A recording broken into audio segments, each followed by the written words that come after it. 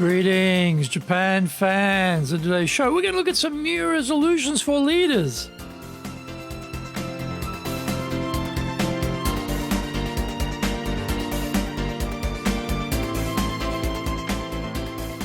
Maishu, arigatou gozaimasu, and welcome back to the 9th year of the Leadership Japan series. And I'm your host in Tokyo, Dr. Greg Stroy, your corporate coaching and training guy committed to your success. President of Dale Carnegie Training Tokyo, Japan, and the 3-time best-selling author of Japan Sales Mastery, Japan Business Mastery, and Japan Presentations Mastery. My new book in Japanese, Za Eigyo, is available on Amazon. We are broadcasting around the world from Minato-ku in the center of Tokyo, the leadership capital of Japan. This podcast brings insights, examples, and experience about leading in Japan, and trust me, it is different here. Don't forget to subscribe and share this podcast with your family, friends, and colleagues. We are not being sponsored by Libsyn, but we value your privacy, which is why we have our podcast hosted by Libsyn, who, unlike many other podcast hosts, have a strict policy that does not allow access to your private information by anyone. Here is our daily podcast lineup on iTunes. Mondays, the Cutting Edge Japan Business Show. Tuesdays, the Presentations Japan series. Every second Tuesday, the Business Tatsujin no Oshie Show. Wednesdays, the Sales Japan series. Thursdays, the Leadership Japan series. And every second Thursday, the Business Pro Podcast Show. Fridays, the Japan Business Mastery Show. And Saturdays, Japan's top business interviews. Before we get going, today's handy Japanese phrase is gambatte. Gambatte is a fabulous word. It means go for it, good luck, try hard.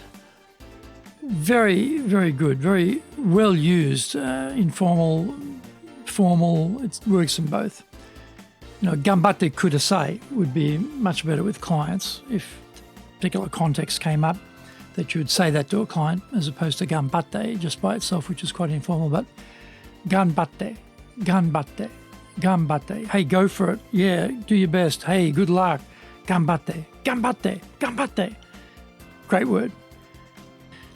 This is episode number 445.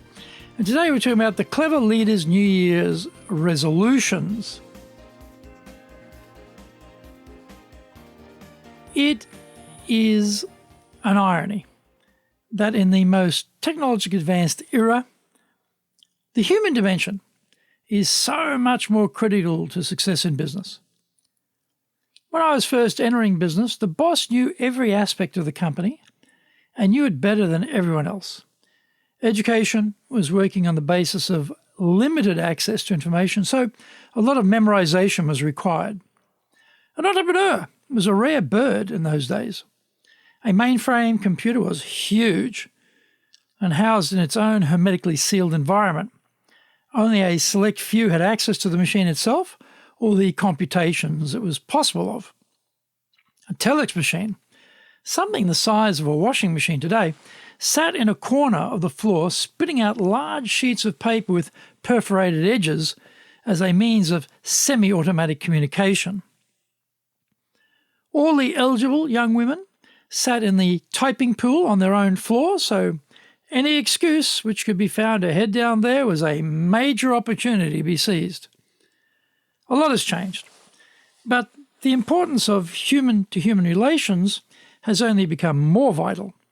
Sexual harassment, the Me Too movement, power harassment, etc., have become part and parcel of the dividing lines around what is acceptable boss behavior. Work and non-work have become blurred. Once upon a time, a boss would never dream of discussing an employee's private aspirations. Today, the boss is expected to take an active interest in what the staff want, when they want it, and how they want it. All of this means that the communication skills of the bosses have become so much more vital. One of the problems, though, is that the tried and true usual boss route to the top has been to claim all of the successes as their own genius ideas and lay the blame for the failures at the feet of their incompetent staff. Staff who were smarter than the boss were seen as competitors for the incumbent's job, so getting rid of them early was favoured. They won't fly today. The boss has to become an engine of staff development, populating the organisation with talent so that the boss can move up and be given bigger jobs. Matrixed organisations means you might be the president of the operation in Japan, but with hardly any people directly reporting to you and so much dotted line stuff going on, it looks like a pirate map to the buried treasure trove. In this modern era, the power to control has been replaced by the power of persuasion and coordination. Fine. But are the modern bosses preparing well enough for these realities by really working on their communication and persuasion skills? In the cutthroat world of professional sports, the successful coach makes a lot of extra money by giving talks on how they have managed to be so successful. A common thread is usually their ability to understand the individual motivations and aspirations of their team members and coach them accordingly so that they achieve their individual and team goals. How many bosses in business are proactively doing this? Find out more. We come back from the break.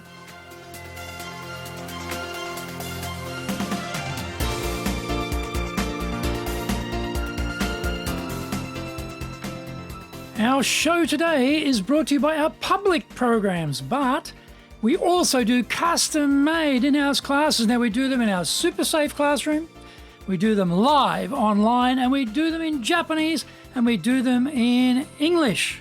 Today's show is being brought to you by, on the 2nd of February, with our Dale Carnegie course, 3rd of February, our high-impact presentations program, on the 8th of February, Confident English, and on the 14th of February, we're doing leadership training for managers. Our website is www.dale, D-A-L-E hyphen Carnegie, C-A-R-N-E-G-I-E .co.jp. You can email me at greg.story@dalecarnegie.com. If you like learning by watching videos, then we have over 1,000 for you there at Tokyo, Japan, Dale Carnegie TV on YouTube. Get my best-selling books, Japan Sales Mastery, the Bible for selling in Japan, and Japan Business Mastery, as well as my new book, Japan Presentations Mastery. We release 3 TV shows every week on YouTube. The Cutting Edge Japan Business Show, that's a premier business show in Japan, comes out Mondays. Fridays, we have Japan Business Mastery Show. Saturdays, Japan's top business interviews, where I interview leaders in Japan from SMEs all the way up to the corporate captains of industry on one topic, leading in Japan. Every second Thursday, we release the Business Pro Television Show. Don't forget, you can email me at greg.story@dalecarnegie.com.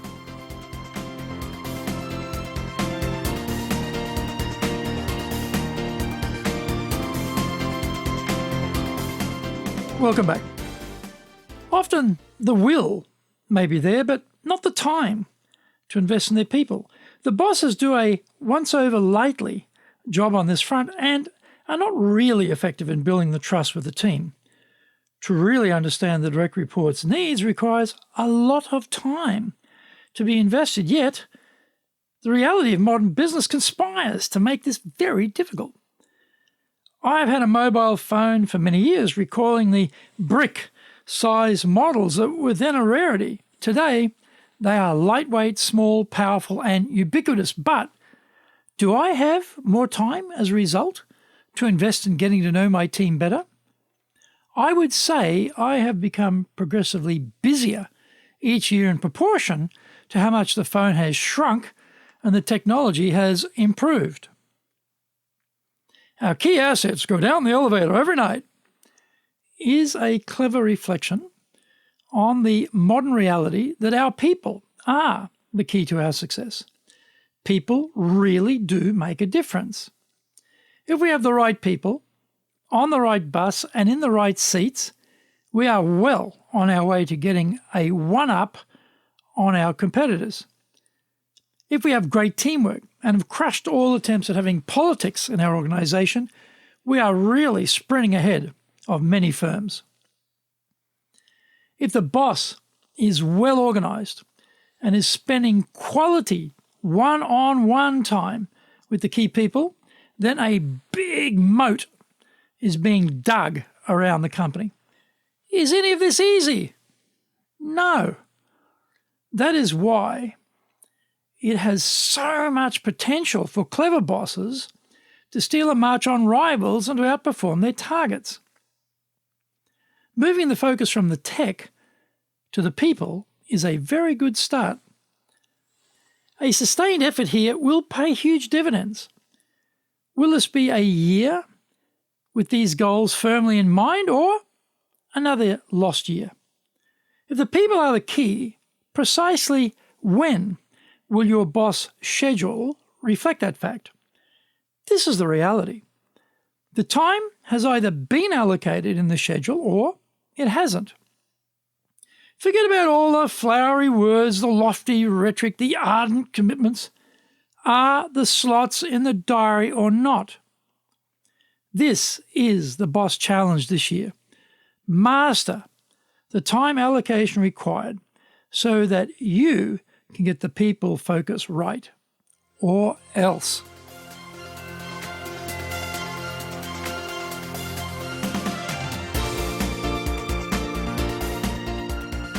Thank you for joining the Leadership Japan series. If you found the program useful, then share it with your family, friends, and colleagues. Don't forget to subscribe and share this podcast. Take what you found valuable, immediately put it into action, because idea application is what makes winners winners. Be one of them. Remember, I'm your corporate coaching and training guy in your corner, committed to your success here in Nippon.